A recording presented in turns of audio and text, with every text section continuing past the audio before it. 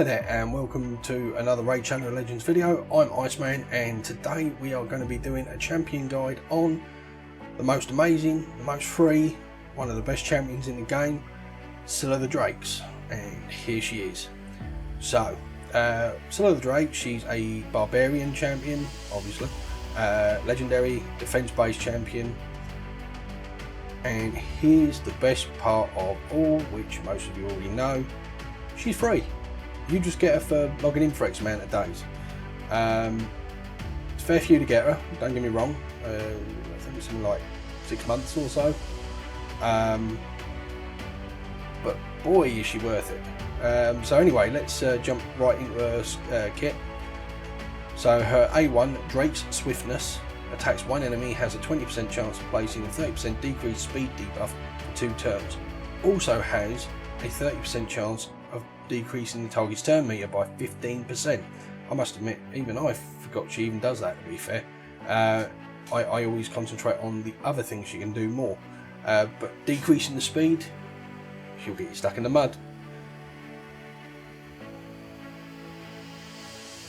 Great ability, it's got takes 4 books, gives you an extra 20%, so you can actually get this up to a 40% chance of placing the debuff, which is pretty good on an A1.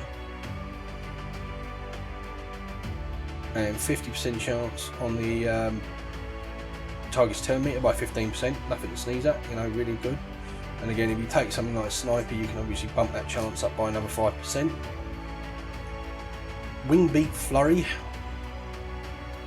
interesting name since you don't have no wings, but I mean, obviously she's got all the feathers and stuff on her outfit. But attacks all enemies 2 times, each hit has a 20% chance of placing a stun debuff for 1 turn. Very similar to the Miscreated Monster ability, and yeah, she's this is a great ability. It stuns more often than you think. Obviously, it's got another 15% you can add to it, so that's 35% chance on each hit, which is kind of like a 70% chance overall. You can also reduce the cooldown by 1, so it goes from 4 turn cooldown when I can talk again, down to a 3 turn cooldown. Absolutely amazing ability, makes her really good for helping control those waves in many scenarios. Everything from faction wars to all the dungeons, Doom Tower, you name it. Brilliant champion, absolutely brilliant. And then her big money ability. If you've not managed to pull a decent Reser at this point of the game, obviously you will have got Broadmoor, or you've got a chance of getting Broadmoor if you fuse him. He's got a basic Rev, and he's not a particularly brilliant character. I use him for faction wars and that's about it. If you haven't got a really decent reviver like Gorgorab or somebody else, she only revives one ally. Phoenix Wright revives an ally with 50% HP and places a 50% ally protection buff on them for 2 turns.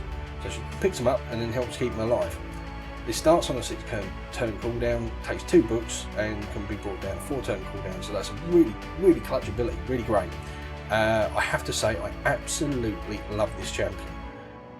Absolutely amazing. She's got a passive as well, Boundless Life, heals all allies by 10% of their max HP at the start of each turn. Also places a 30% increased speed buff on a random ally for 2 turns. You know, so she's randomly speeding up allies as well. Absolutely amazing. And just look at her. I mean, just look at her. The overall aesthetic of this champion has to be one of my favourite, I must say. Looks really hot and sexy, plus looking just really cool and fierce. I love the weapon. I love everything about her, to be fair. Her design, her kit, she is just such an amazing character. As soon as I got her, I built her up, started using her, and I'm still using her to this day. All over the place. Alright, she's not in my main arena team these days due to the fact that I use Arbiter. And don't get me wrong, Arbiter is a better reviver. If you get her, Syl's going to take a bit of a backseat on the revival front. Where Scyl comes in is in many dungeons where you want stun or you want extra people to pick you up. So she's got the pick up plus the stun. So she comes in with the control and everything. Absolutely brilliant champ. I cannot stress this enough.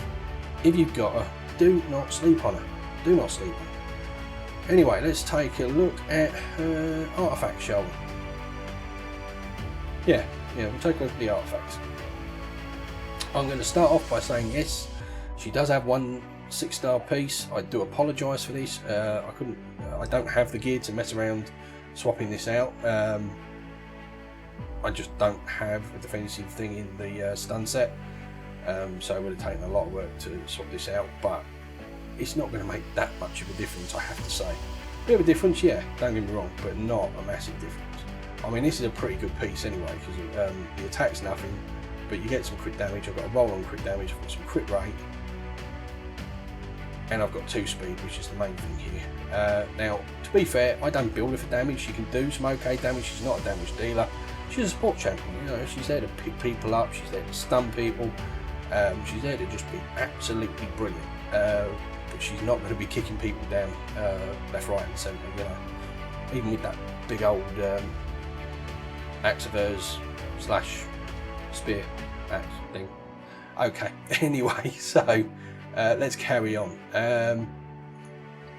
I do apologise about that one piece. Like I say, a bit difficult to swap it out without swapping out all her gear and all her kit and everything else, and it's just going to cost too much silver. And anybody who's watched any of my videos knows I'm always broke. I'm always skimming for silver. I think I've actually got the most silver I've had in God knows how long at the moment, and that's something like 12 million. And in fact, actually, I might have used some of that the other day, so I'm not sure I've even got that. Anyway, without further ado,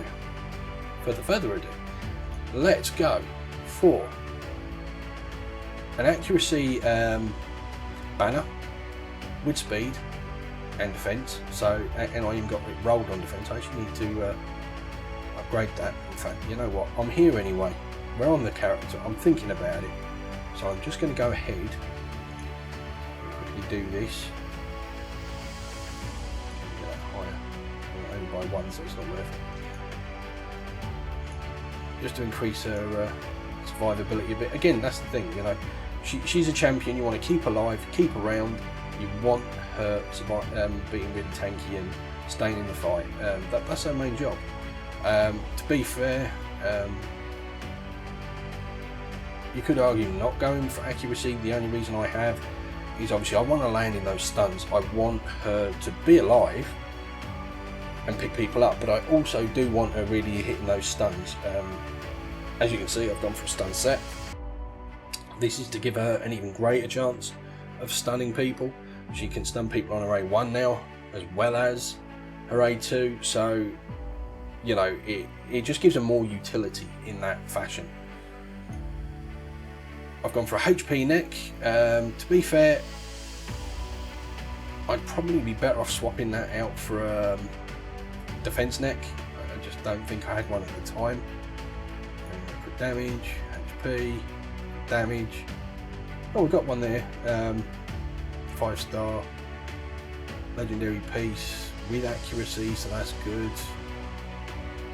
No extra defense on it, which is not as good. Still, I would more than likely increase my defense. As you see, I'd only lose 9 defense at this point just by putting this on, so it would increase my defense, and I may well go that route later on, but for now we'll stick with that as she is. I've got a defense ring with defense substat, also with HP substats. Obviously I've put all the glyphs on her I can. I really do want her surviving. The more survivable she is, the more tanky she is, the more work she's going to do for you. That is her in a nutshell. So anyway, I've stuck her in an accuracy set and a crits and a stun set. Again, as I said, I want her stunning people. I want her being a pain in the arse on waves and the like, and she can be quite useful for that in arena as well, to be fair, and still picking people up. So she's in my tag team arena team, even if she's not in my main arena team. And to be fair, if I end up doing a faction, if I have to use a faction in main arena, then I usually do actually use her, and I'm going for the barbarians because they're my strongest faction for me. Defensive chest, speed boots, crit set and accuracy set. Obviously we want crit set. I'm saying crit set. Stun set. Stun set. Bang, bang, bang, bang, bang, bang. Stun.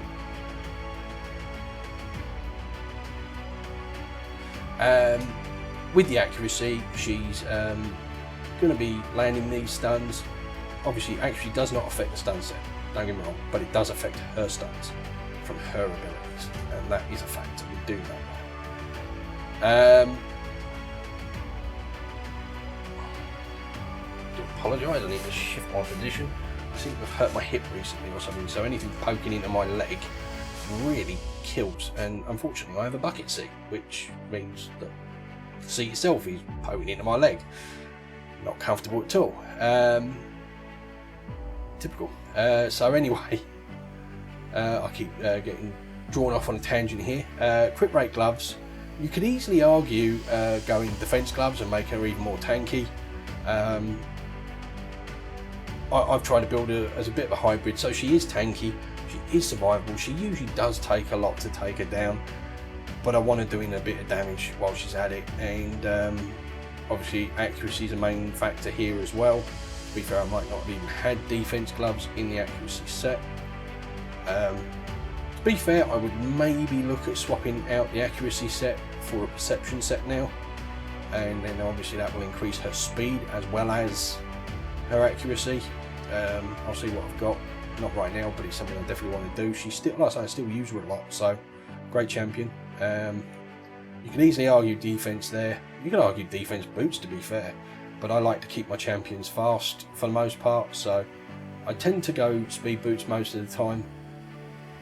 Defense on the chest, obviously. I mean, you could argue accuracy if you really are struggling to get the accuracy up to land those stuns. But once you've got your accuracy up, you've got your banner, I'd suggest swapping that in for a defense chest. And obviously it's a theme all the way through a kit. So we've got her built with HP, defense, crit damage, speed, crit rate. She's kind of taking it all really. The only thing she doesn't use is attack. And I've not built her out for any sort of resistance on purpose.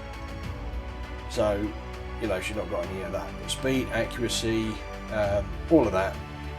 Defense, it means I'm building her for a lot of stats, and that's why I say you could say sod it, don't build her for any damage, use her purely to stun, not worry about any sort of damage she's doing, and just worry about getting the tanky defense stats, ignoring crit damage, ignoring crit rate, and you'd be there certainly wouldn't be any harm in that. In fact, there's a good argument for it, to be honest. Let's move on to Masteries. Taking way too long just talking through the champ, but she's such an amazing champ, and my wire's falling off my shoulder again. Right, so Masteries. Oh, I'm in the right position for once.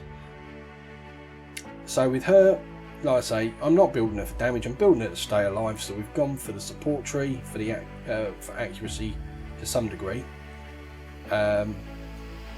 Obviously she does cast heals of a sort with her passive, so I've tried to increase the level of those heals by going down the things that increases the amount of healing, the value of shield, buffs placed by this champion by 10%, target has lower HP. To be honest, I don't even know if it actually affect, because it's a passive ability as opposed to an actual casted heal. If somebody could let me know in the comments, that would be great, because I may well be wasting these masteries on it, to be fair. Gone for max HP purely to get across there. Gone down this one again, heals this champion by 10% of their max HP first time an enemy is killed in each round, help to keep her alive. Because she's used all sorts of places, you want to go fast, so we've gone for turn meter increase when debuffs expire and the like. Laura Steel, to be honest, I don't think it affects accuracy, so I'd be better off taking that off, but I think I'd have to spend ruby gems to do it. There's no point doing that at the moment. I'm not that worried. There's nothing else I'd rather have desperately. I'd maybe say go for this, and then when she's stunning, she's got a chance of placing leech as well, which will keep her up, so that'd probably be more beneficial than the Laura Steel. But having said that, Laura Steel helps me get across here.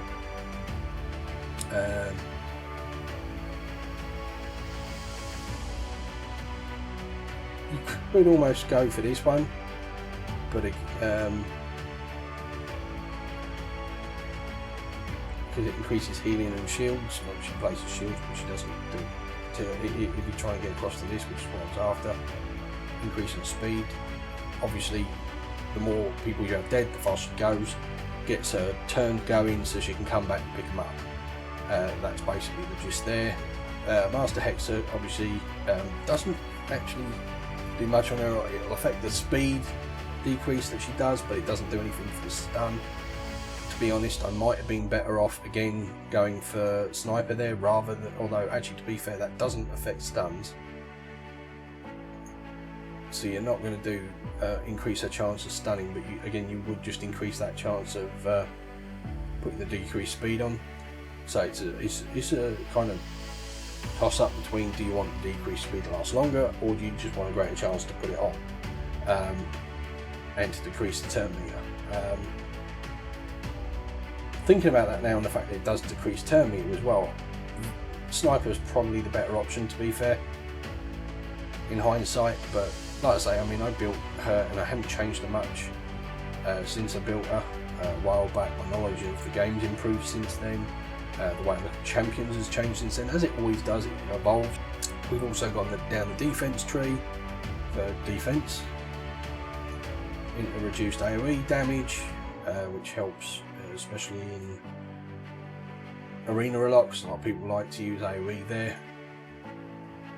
Then we've got removes a random debuff when they lose a certain amount of health. Reduces damage from specific enemies, great for dungeons, great for everywhere really. 50% chance of increasing turn meter when an ally is attacked with a critical hit, so obviously that helps keep it going fast. And then I've come down into Fearsome Presence, which increases the chance of placing a stun, slate, freeze, fear, true fear, or provoke debuff from skills or artifacts. So that actually on her is very beneficial, very beneficial. It gives you that extra 5%, which is nothing to sneeze at.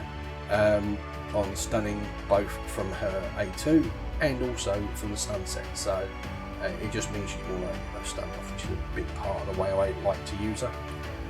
As with any mastery set, this is a guide, and I've just explained how I've gone wrong in a few places and how you're going to use her, what kit you're going to use her in, what you're primarily trying to use her for. All these things can change. Look at the masteries yourself and look through them and try and learn what applies best in what situations, rather than copying blindly. Okay, so let's go take this champion into some content, shall we?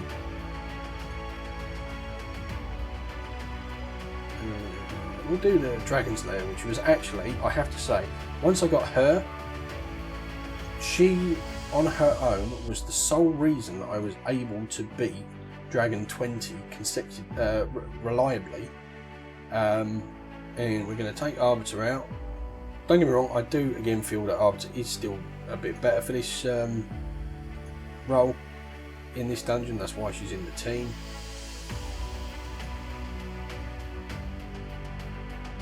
So we'll do this Dragon Man. You'll see how she works out. Obviously she's in there to pick people up, to stun people on waves. We've also got Fushan there doing stuns as well, so you should see stuns all over the place here.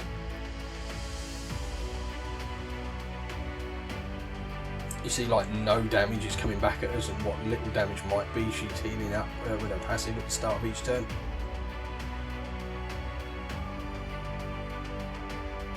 Don't get me wrong, Fushan's doing a lot of work here too, and I never used to use him when I first had him. I maybe should have swapped him out for somebody a bit more basic to sort of show you how it can work. Obviously we've got Poison Banshee here, does her poisons. She's mainly there for the boss, which is why it's nice to have a reviver on this team to make sure she gets to the boss. Abyss, he's basically just a great nuker, has two massive hit AoE abilities, with decreased defense. I just love her, absolutely amazing champion. Already done a guide on her, if you want to see it, go give it a look. So here we are, 1 minute to get to the dragon. It's still a fairly fast run thing, and that's to be fair. I mean, don't get me wrong, when I first started doing this reliably with 100% clear rate, it was somebody like Scyl of the Drakes. I don't think I was using Abyss, I was using Sinesha, who brought a bit more healing but still did some good AoE damage. And I think I was using somebody like Valkyrie instead of Fushan.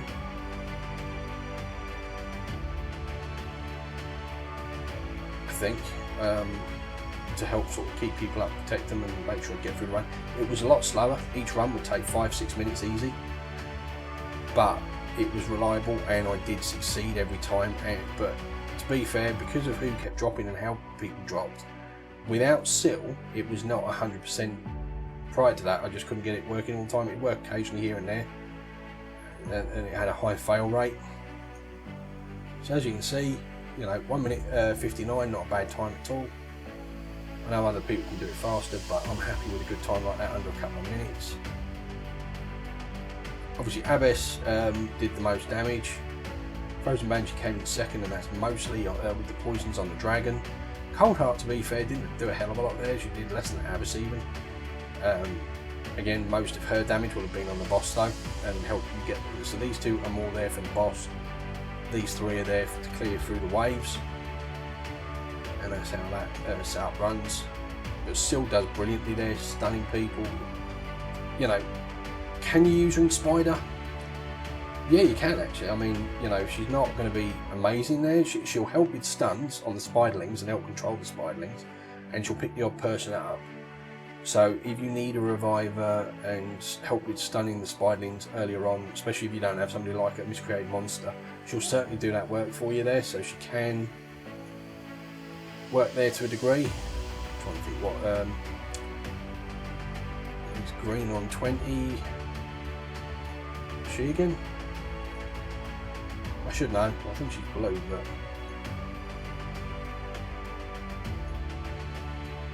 I've just gone straight by her, haven't I? Yeah, she's blue.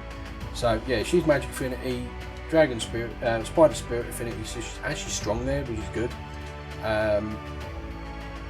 She still works in the dragon. She's neutral there, I believe.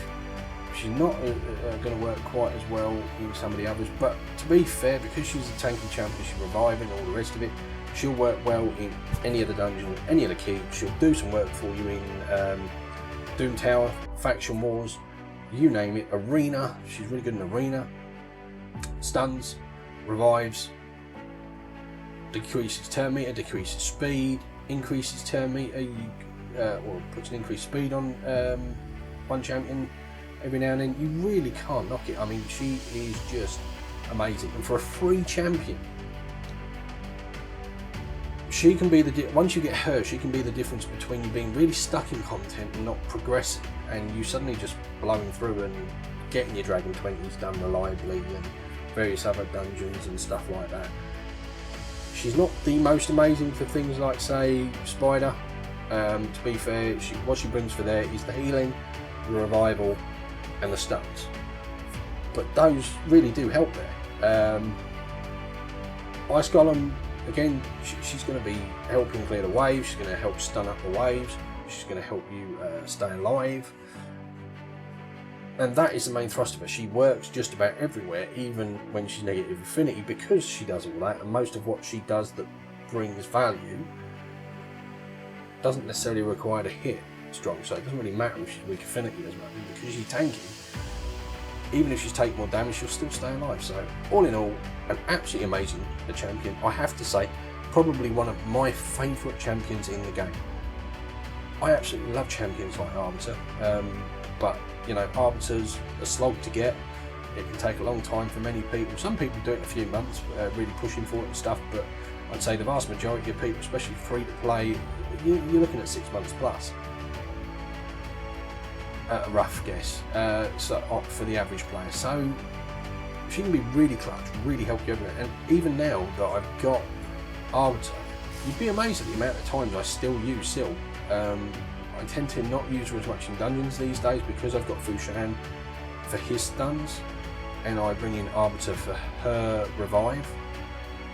And that's the thing with this game, as you progress, you get other champions that maybe just do what somebody else does a little better. But even so, I still use Scyl in Faction Wars, I still use Scyl in Tag Team Arena.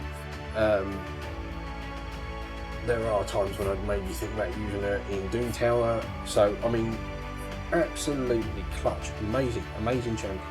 Anyway, I'm IceMan. Hope you really enjoyed this video. Hope we had a good laugh. Hope it was informative for you. If you liked it, please give it a thumbs up. That lets YouTube know that it's a good video and more people should watch it. If you like my content, please hit that subscribe button, hit the bell notification, you'll get notified when I put up more videos. And I will catch you in the next video. Bye.